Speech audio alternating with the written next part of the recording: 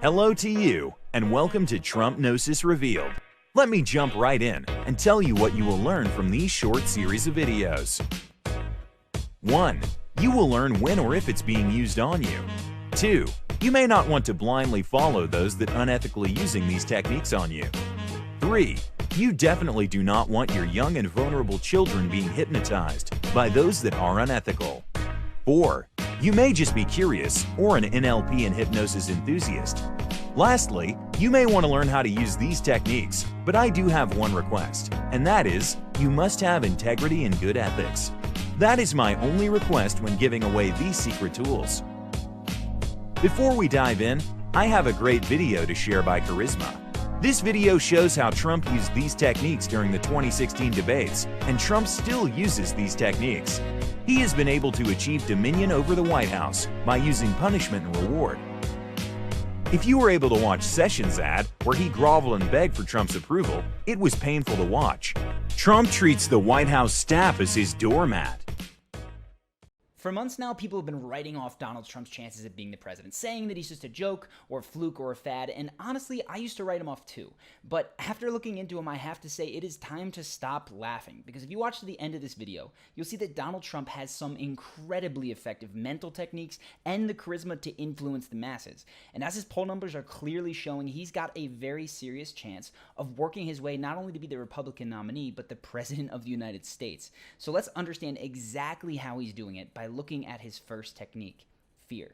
There is a great hatred toward Americans by large segments of the Muslim population. 25% agreed that violence against Americans here in the United States is justified. Sharia authorizes murder against non-believers, beheadings, and more unthinkable acts. It's going to get worse and worse. You're going to have more World Trade Centers. It's going to get worse and worse, folks. Now, fear is an incredibly powerful emotion. Firstly, it captures our attention like no other emotion can. We focus intensely on the thing that is giving us that fear. Secondly, it shuts down higher thinking. When we're terrified by a bump in the night, we don't think rationally about the fact that it's likely just the wind. Our critical thinking skills dip as we focus simply on protecting ourselves. And thirdly, fear feels crappy. We don't like to feel afraid. So the fastest way to get out of fear and to move towards a powerful emotion is to move into anger. When Mexico sends its people, they're not sending their best. They're bringing drugs, they're bringing crime, they're rapists. China's taking our jobs, they're taking our money. Syrians are now being caught at the southern border. We don't know who they are, could be ISIS. Would never have made that horrible, disgusting, incompetent deal with Iran. They're a terrorist nation. Now, notably, the outlets for this anger are always outgroups. They're never necessarily segments of the voting population. They're Sharia Muslims or Mexican rapists, people that are not going to influence this election. And he sets it up so that if you disagree with him, you are on the side of the other. You are anti-American life. It's a very powerful position for him to take, even if it statistically doesn't make any sense with what's actually going on in the world. Now, with this fear that Donald has created, he takes a next step, and that is to imply and basically say that no one else will keep you safe.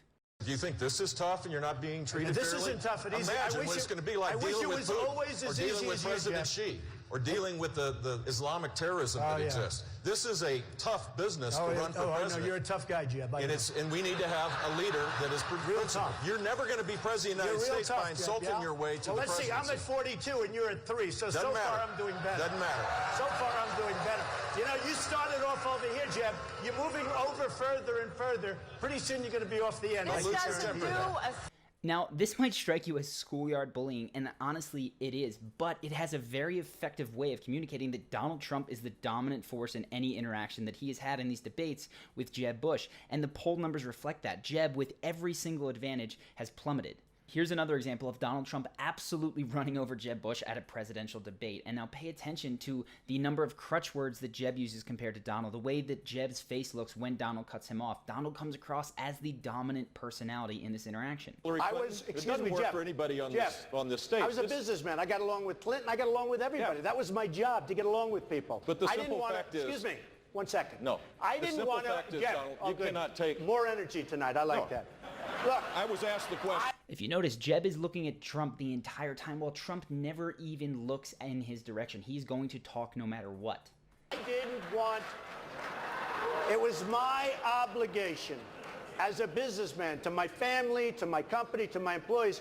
Now, this might come across to you as a complete jerk move, but what people see behind that is strength, because honestly, Jeb Bush's personality cannot compete with the dominance of Donald Trump's. And now Trump has set it up such that he's created this climate of intense fear, and he's also made his opponents look completely inept when it comes to handling it, because they can't even handle him on stage. So he sets himself up as the logical strongman, and then promises Americans what they crave most deeply, which is a return to dominance, a return to that situation where we don't have to be afraid because we have the strong man leading us, and which in turn makes us feel more powerful. And he spells that sentiment out exactly when he says no one is going to mess with us. I will rebuild our military. It will be so powerful and so great that we'll never have to use it. Nobody's going to mess with us, folks. Nobody. Nobody. Nobody's going to mess with us.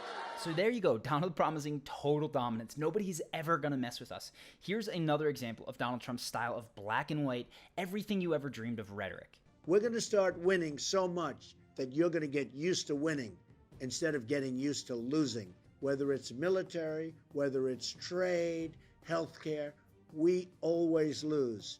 We're going to always win again. And you see here where most politicians might acknowledge that with effort and compromise you can achieve a certain goal, Donald Trump promises us what we really want, which is to win in every arena, every time, guaranteed. This is the 6-minute abs version of politics. Does it work?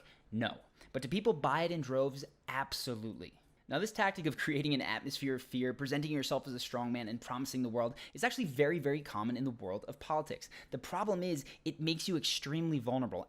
Lots of people are going to be attacking you from the other side, and if you're ever seen as weak, you come across as a hypocrite who cannot deliver on their promises. One of the most fascinating things about Donald Trump is that he's always presenting himself as a winner, and the most basic way that he does this is through social proof. So take a look at these clips just from his opening remarks at one of the debates. But I began it talking about other things, and those things are things I'm very good at, and maybe that's why I'm center stage. People saw it, people liked it, people respected it. People like what I say, people respect what I say. So you see over and over again that Trump emphasizes that he is a winner, that he has been a winner. He quotes his poll numbers. He gets the best of the debates in most exchanges.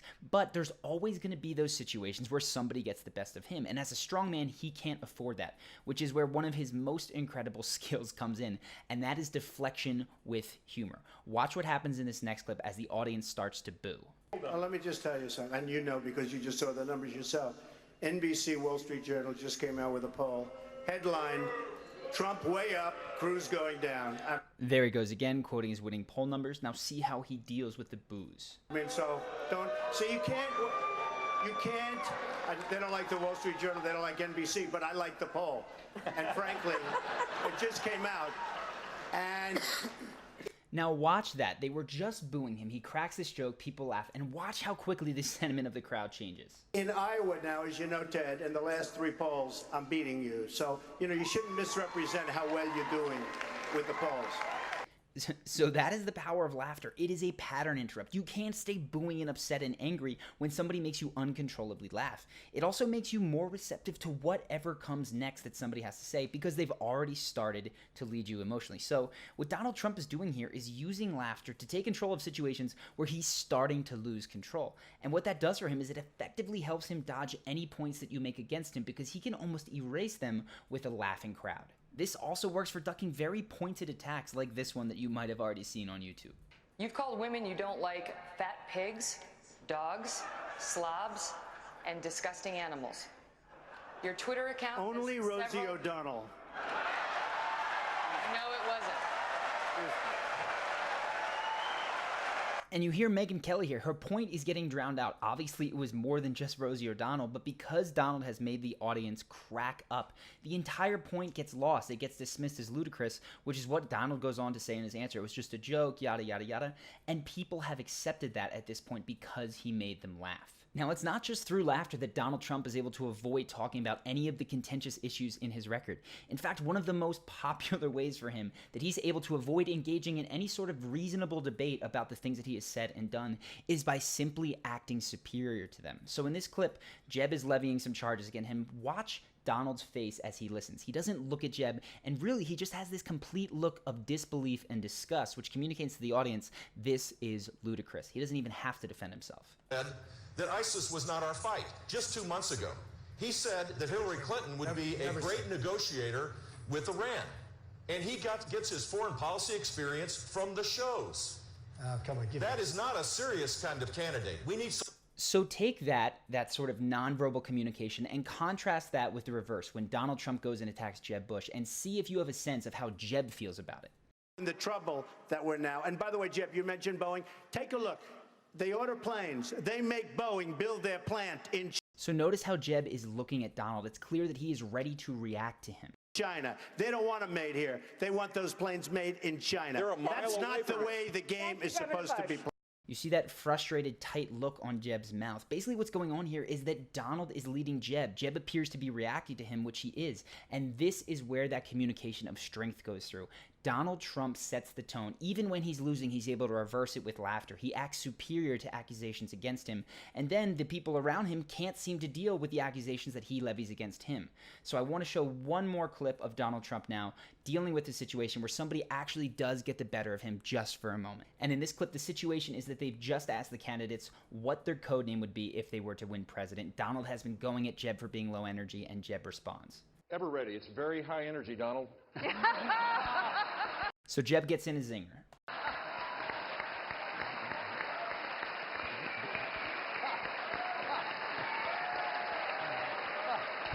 And look at that. Jeb slaps his hand like a little kid walks up to a teenager when he extends his hand to be slapped. It's ridiculous. Donald is able to take control of this situation. He clearly sees that Jeb has won the audience with this little joke. And so, rather than trying to make it a super serious thing, he makes himself a player in the funny game. And watch now as he one-ups even what Jeb did. Mr. Trump? Humble. That's a good one. And again, here we have Jeb reacting very much. It becomes Donald's game that everyone else is reacting to. And it's this way that we get the sense that Donald is the leader. So you combine the atmosphere of fear that he's created with the fact that he seems to be the leader in so many ways. He promises this sense of dominance, of a return to not having to worry about what's going to happen because he's going to lead and be protective over the nation. And what you've got is someone who is very, very powerful. Add to that this thing that he seems to be like Teflon. Whenever something comes at him, he can divert or deflect with a joke. He's in a very, very powerful position. Now, we still have yet to see what goes on with these Republican primaries, but don't count Trump out just because you think this is a fluke. In terms of charismatic personalities, he has everyone else in the field beat, whether you like it or not. And truth be told, there's a lot more that I found on him that I just didn't have space for in this video. So if you'd like to see that stuff, let me know in the comments and maybe I'll do another follow-up video. Of course, subscribe if you want to be the first to know whenever we release a new video, which is typically every Monday morning, sometimes more often than that. And of course, if you're interested in going deeper into the topic of confidence and in terms of finding out the things that you can do inside of 60 seconds to boost your own confidence, whether it's before a speech that you have to give or meeting someone that might be important, you can click the link that will pop up now. It'll take you to another page where you pop in an email, and we've set up a video that gives you the number one thing that I do to feel more confident inside of 60 seconds that you can take as well. So I hope you've enjoyed this video. Hope that you subscribe. Let me know other stuff that you'd like to see in the comments, and I will see you in